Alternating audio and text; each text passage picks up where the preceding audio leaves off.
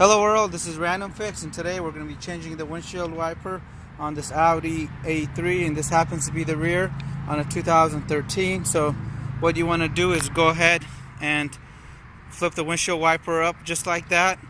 And if you're unfamiliar with doing this, get yourself a cardboard, a floor mat, whatever you have available.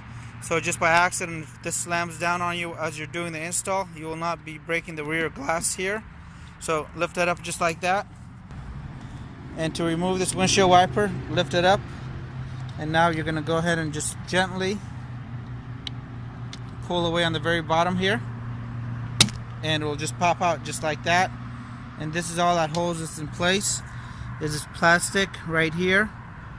And reinstallation is just as easy. I'm going to install mine as soon as I get done with the video. I'll have a link to the wiper for you guys in the description box below.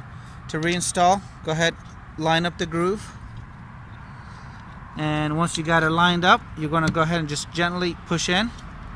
And there you go. Your wiper's back in place. You can go ahead and lower this down, and you're all set.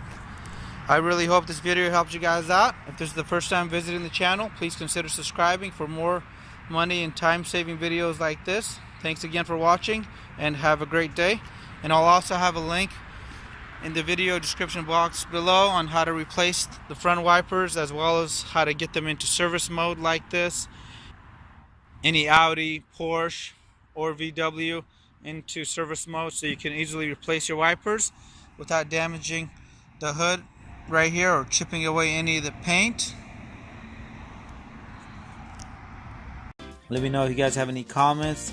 Hit the subscribe button, and I really appreciate your continued support.